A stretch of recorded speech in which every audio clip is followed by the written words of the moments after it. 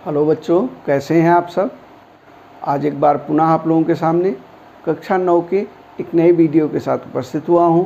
हम लोग परमाणु की संरचना नामक चैप्टर पढ़ रहे हैं। उसमें आज हम लोग बोहर का परमाणु मॉडल एवं उसकी कमियों के विषय में जानेंगे। पिछले वीडियो में हमने रदरफोर्ड के परमाणु मॉडल के विषय में जाना था, ठीक है। रदरफोर्ड के परमाणु मॉडल और उसकी कमियों के विषय में जाना। यदि आप इसको मिस किए हो तो पिछले वीडियो में जाकर के इसको देख सकते हैं। वहाँ से क्या रदरफोर्ड ने परमाणु मॉडल दिया, क्या उनकी कमियां थी, उसको पिछले वीडियो में आप जाकर के देख सकते हैं। आज रदरफोर्ड के परमाणु मॉडल की थोड़ी सी कमी की चर्चा करके फिर नील्स बोहर ने उस कमियों में का क्या संशोधन किया उसके विषय में जानेंगे। और उस संशोधन करने के बाद फिर क्या कमियां रह गई, क्या फिर आपत्तियां आई इनके मॉडल के विषय में परमाणु से संबंधित, उसको भी इस वीडियो में जानेंगे। पहले थोड़ा सा रदरफोर्ड के परमाणु मॉडल की कमियों की आउटलाइन जान लेते हैं। रदरफोर्ड की पहली कमी ये थी कि रदरफोर्ड ने बताया था कि परमाणु के बाहर निश्चित कक्षाओं में इलेक्ट्रॉन घूमते हैं तो असीमित होती हैं कक्षाएं। इलेक्ट्रॉन किन में घूमते हैं इसको रदरफोर्ड ने नहीं बताया, ठीक है। तो पहली कमी हो गई। दूसरा, निरंतर ऊर्जा का उत्सर्जन होता है इलेक्ट्रॉनों से, ठीक है, और इलेक्ट्रॉन को गिर जाना चाहिए, नाभिक में गिर करके नष्ट हो जाना चाहिए, ये भी एक कमी थी। तीसरी कमी ये थी कि जो ऊर्जा का स्पेक्ट्रम है वो सतत होना चाहिए, सतत ना होकर के बल्कि क्या है, रेखीय होता है, लीनियर होता है। ये तीन कमियां थी। इन्हीं तीन कमियों को बोहर ने, नील्स बोहर ने अपने परमाणु मॉडल में दूर की। सन 1913 में नील्स बोहर ने इन कमियों को दूर किया और एक अपना परमाणु मॉडल प्रस्तुत किया। इन्होंने मैक्स प्लैंक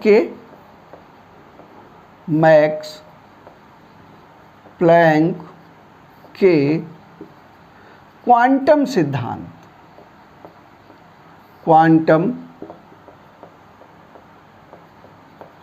सिद्धांत का उपयोग किया, ठीक है।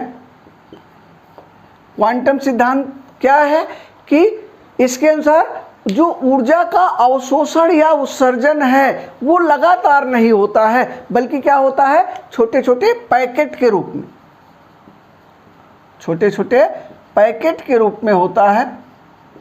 इन पैकेटों को क्या कहते हैं, इन पैकेटों को क्वांटा कहते हैं, ठीक है।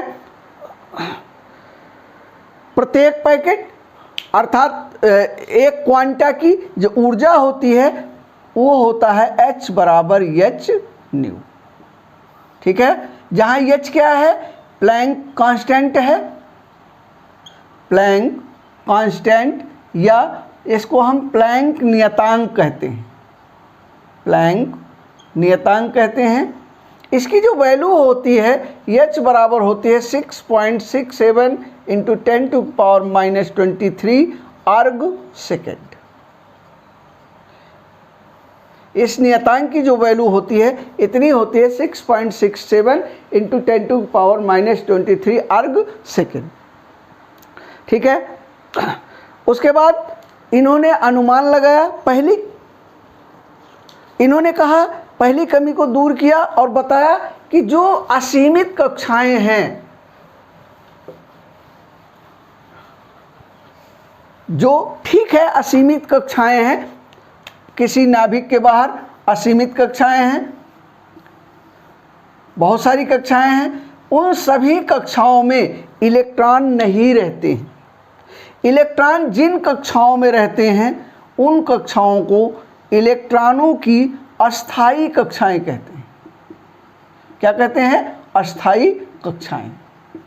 यानी सभी में इलेक्ट्रॉन नहीं रहते हैं, जिनमें रहते हैं उनको हम अस्थायी कक्षाएं कहते हैं।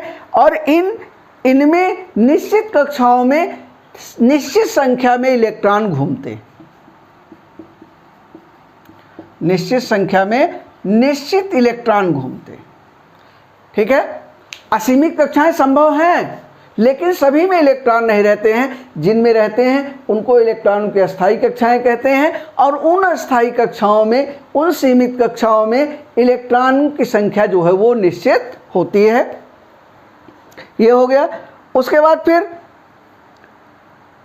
प्रत्येक कक्षा में एक निश्चित मात्रा में, प्रत्येक कक्षा की जो ऊर्जा है वो क्या होती है, नियत होती है। प्रत्येक कक्षा की ऊर्जा, दूसरा पॉइंट है। पहला पॉइंट है अस्थायी कक्षा, असीमित कक्षाएं संभव लेकिन सभी में इलेक्ट्रॉन नहीं रहते, सभी में इलेक्ट्रॉन नहीं रहते हैं। इलेक्ट्रॉन रहते किसमें है, अस्थायी कक्षाओं में और निश्चित संख्या में, निश्चित। दूसरा है प्रत्येक कक्षा की ऊर्जा क्या होती है, नियत होती है, ठीक है।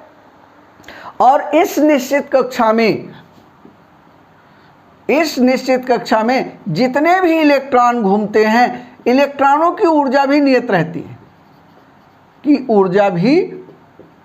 इलेक्ट्रॉनों की ऊर्जा भी नियत होती है, ठीक है। और इन नियत कक्षाओं में रहते हुए इलेक्ट्रॉन कभी जो है ऊर्जा का उत्सर्जन नहीं करते हैं। तीसरा पॉइंट है कि निश्चित कक्षाओं में या अस्थायी कक्षाओं में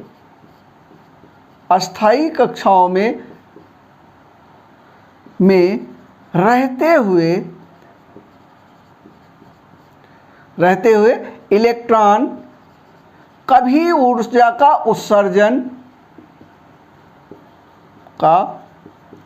उत्सर्जन नहीं करते, ठीक है। तीसरे पॉइंट का आंसर मिल गया कि पहली कमी का आंसर क्या हुआ कि सभी में इलेक्ट्रॉन नहीं रहते। असीमित कक्षाएं संभव है, सभी में इलेक्ट्रॉन नहीं रहते, बहुत ध्यान समझिएगा। दूसरा है कि इन प्रत्येक कक्षा की ऊर्जा क्या होती है, नियत होती है, और इस नियत कक्षा में रहते हुए इलेक्ट्रॉन कभी ऊर्जा का उत्सर्जन नहीं करते। यानी जो निरंतर ऊर्जा का उत्सर्जन है वह नहीं होता है। ऊर्जा का उत्सर्जन कब करते हैं इलेक्ट्रॉन, जब अस्थायी से अस्थायी कक्षा में चले जाते हैं। अस्थायी से अस्थायी कक्षा में रहते हुए ऊर्जा का उत्सर्जन होता है या ऊर्जा का अवशोषण होता है, ठीक है। अस्थायी कक्षाओं में रहते हुए कभी इलेक्ट्रॉन ऊर्जा का अवशोषण तथा उत्सर्जन नहीं करते हैं, इनमें से ऊर्जा का लॉस नहीं होता है। अच्छा, अगला पॉइंट है कि इलेक्ट्रॉन जब घूमते हैं तो उनका जो कोणीय संवेग है वो h/, अस्थायी कक्षाओं में, जब अगला पॉइंट है चौथा पॉइंट, अस्थायी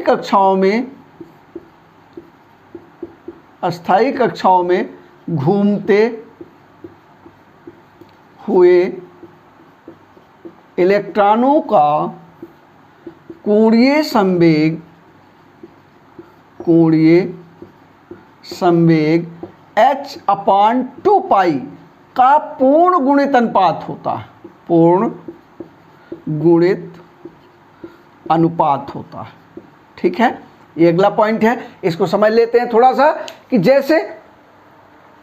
जैसे यदि कोई इलेक्ट्रॉन है वो अस्थायी कक्षा में घूम रहा है, पहली कक्षा में घूम रहा है, तो पहली कक्षा के लिए जो कोणीय संवेग होगा, कोणीय संवेग किसके लिए, पहली कक्षा के लिए, पहली कक्षा के लिए कोणीय संवेग बराबर कितना होगा, 1h/2π। इसी तरह से दूसरी कक्षा के लिए 2h/2π, तीसरी कक्षा के लिए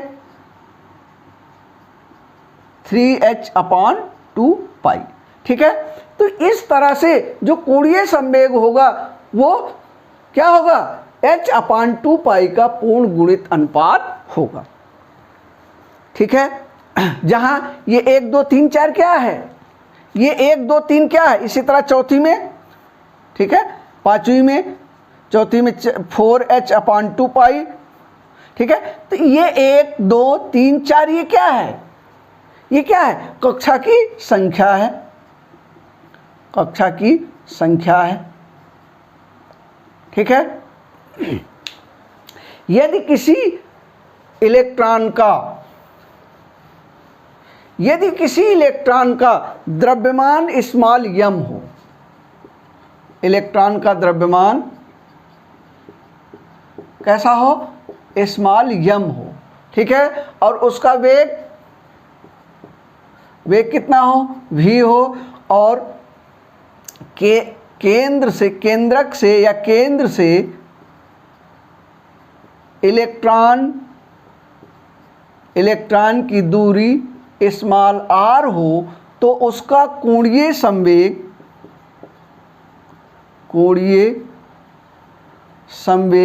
बराबर क्या होगा? mvr। ठीक है, और mvr बराबर क्या होगा? nh/2π। ठीक है, यहां n क्या है? n क्या है? कक्षा की संख्या है। ठीक है, अब इस तरह से हम किसी इलेक्ट्रॉन का कोणीय संवेग निकाल सकते हैं। ठीक है, अगला पॉइंट कहता है, 5वां पॉइंट, कि जो इलेक्ट्रॉन हैं वो अस्थायी कक्षाओं में, 5वां पॉइंट कहता है इलेक्ट्रॉन अस्थायी कक्षाओं में रहते हुए, कक्षा में रहते हुए ऊर्जा का उत्सर्जन नहीं करते हैं, उत्सर्जन नहीं करते। लेकिन यदि कहीं से इलेक्ट्रॉनों को ऊर्जा मिलती है तो इलेक्ट्रॉन जो है वो ऊर्जा देने पर अपनी मूल अवस्था को छोड़कर उच्च ऊर्जा की अवस्थाओं में, उच्च ऊर्जा की कक्षाओं में क्या करते हैं? कूद जाते हैं। ठीक है, ऊर्जा का उत्सर्जन नहीं करते हैं। लेकिन यदि ऊर्जा मिलती है तो क्या होता है? मान लीजिए कोई इलेक्ट्रॉन है, यहां है, ठीक है, और उसको क्या की गई? ऊर्जा दी गई, तो क्या होगा? अपने से बाहर वाली कक्षा में तुरंत क्या होगा? शिफ्ट कर जाएगा, कूद जाएगा। लेकिन तुरंत ही क्या होगा? अच्छा, ये अवस्था क्या कहलाएगी? उत्तेजित अवस्था कहलाएगी। क्या कहलाएगी? उत्तेजित अवस्था या एक्साइट स्टेज। लेकिन तुरंत ही क्या होगा? तुरंत ही पुनः फिर ऊर्जा का क्या होगा? उत्सर्जन होगा। उत्सर्जन होकर के पुनः जो है वो इलेक्ट्रॉन क्या है, कहाँ चला गया? अपनी पूर्व की कक्षा में पुनः वापस लौट आएगा। ठीक है, तो इस तरह से अवशोषित ऊर्जा जो है, अवशोषित ऊर्जा का मान क्या होगा? मान लीजिए पहले कक्षा की ऊर्जा कितनी है? E2 है, दूसरे कक्षा की पहले की E1 है, तो अवशोषित ऊर्जा का मान होगा, अवशोषित ऊर्जा का मान is equal to E2 minus E1। ठीक है, बराबर h न्यू के बराबर हो। ठीक है, न्यू क्या है? आवृत्ति है। इलेक्ट्रॉन की क्या है? ये आवृत्ति है। ठीक है, ये इलेक्ट्रॉन की आवृत्ति है न्यू। एच क्या है? प्लैंक कांस्टेंट है, हमने आपको पहले ही बताया है। ठीक है, अच्छा, जब इलेक्ट्रॉनों को ऊर्जा दी जाती है, जब इलेक्ट्रॉनों को ऊर्जा दी जाती है तो क्या होता है कि इलेक्ट्रॉन जो है, दो स्थितियां हैं, दो संभावनाएं हैं कि इलेक्ट्रॉन जो है वो अपनी मूल अवस्था से ऊपर की कक्षा में कूद जाए अथवा अपनी मूल अवस्था में वापस लौट आए। दो ही अवस्थाएं संभव हैं। ठीक है, जब इलेक्ट्रॉन नज़दीक की कक्षा से दूर जाता है तो ऊर्जा का अवशोषण होता है, और जब दूर की कक्षा से नज़दीक की कक्षा में आता है तो ऊर्जा का उत्सर्जन करता है। ठीक है, और इस तरह से दोनों कक्षाओं की ऊर्जाओं का अंतर जो है वो कितना होगा, E2 माइनस E1। ठीक है, E2 माइनस E1। ये कुछ बोहर के परमाणु मॉडल था, इन्होंने इनकी कमियों को दूर करने का प्रयत्न किया, लेकिन पुनः फिर थोड़ी सी कमी रह गई। इनके परमाणु मॉडल में भी कमी रह गई। पहली कमी क्या रह गई कि बोहर के परमाणु मॉडल द्वारा एक इलेक्ट्रॉन वाले, पहली कमी क्या रह गई कि केवल एक इलेक्ट्रॉन वाले, एक इलेक्ट्रॉन वाले परमाणु की व्याख्या ही की जा सकती है बोहर के परमाणु मॉडल द्वारा। इसके स्पेक्ट्रम की व्याख्या एक परमाणु वाले, केवल एक इलेक्ट्रॉन वाले परमाणु की उत्सर्जन इलेक्ट्रॉन की व्याख्या की जा सकती है, इलेक्ट्रॉन की व्याख्या की जा सकती है एक या एक से अधिक परमाणु वाले उत्सर्जन स्पेक्ट्रम की व्याख्या इस परमाणु मॉडल के द्वारा संभव नहीं है। पहली कमी हो गई।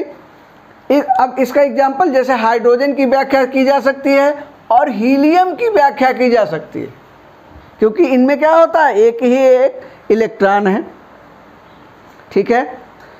दूसरी कमी क्या रहेगी कि उच्च विभेदन क्षमता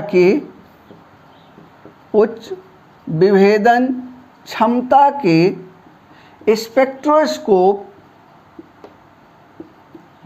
स्पेक्ट्रोस्कोप द्वारा जब हाइड्रोजन का स्पेक्ट्रम देखा गया, ऊर्जा का स्पेक्ट्रम देखा गया, तो जो रेखा एकल प्रतीत होती थी, जो रेखा कैसी थी, एकल, वह ये पाया गया कि वह जो है एकल प्रतीत होती है, वह कई रेखाओं का समूह है।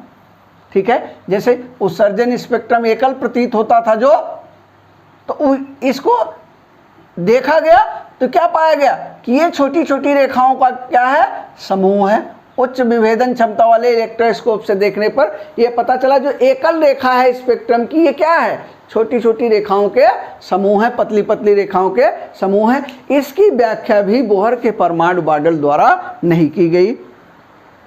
ठीक है। अच्छा, फिर तीसरी कमी क्या रह गई कि जिस वस्तु से या परमाणु से स्पेक्ट्रम प्राप्त हो रहा है, उसे यदि चुंबकीय क्षेत्र में रखा जाए तो स्पेक्ट्रम की रेखाएं छोटी छोटी रेखाओं में विभाजित हो जाती हैं, छोटी छोटी रेखाओं में विभाजित हो जाती हैं। ठीक है। तो इस घटना को क्या कहते हैं, ज़मान प्रभाव कहते हैं इस घटना को। ठीक है। इसकी भी व्याख्या बोहर के परमाणु मॉडल द्वारा संभव नहीं है। ठीक है। स्पेक्ट्रम की रेखाएं कई रेखाओं में, छोटी रेखाओं में विभाजित हो जाती हैं, विभक्त हो जाती हैं। ठीक है, रखा जाए तो स्पेक्ट्रम की रेखाएं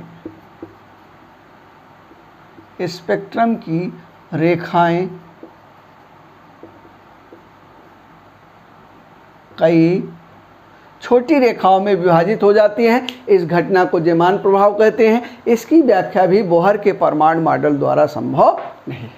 ठीक है। तो इस तरह से ये बोहर का परमाणु मॉडल था और उसकी कमियां थी। अगले वीडियो में हम लोग इलेक्ट्रॉनिक विन्यास के विषय में जानेंगे, बोहर बरी का इलेक्ट्रॉनिक विन्यास, उसके विषय में पढ़ेंगे। इस वीडियो को ही समाप्त कर रहे हैं। थोड़ा सा कठिन जरूर है समझने की थोड़ी सी ज़रूरत है। थोड़ा किताब से भी समझिएगा और थोड़ा इस वीडियो के माध्यम से भी समझेंगे तो अच्छी तरीके से समझ में आ जाएगा। इस वीडियो को ही समाप्त कर रहे हैं। वीडियो अच्छा लगा हो तो अपने दोस्तों को भी बताइएगा, अपने मित्रों को भी शेयर कीजिएगा, लाइक कीजिएगा वीडियो को। आपका बहुत बहुत धन्यवाद।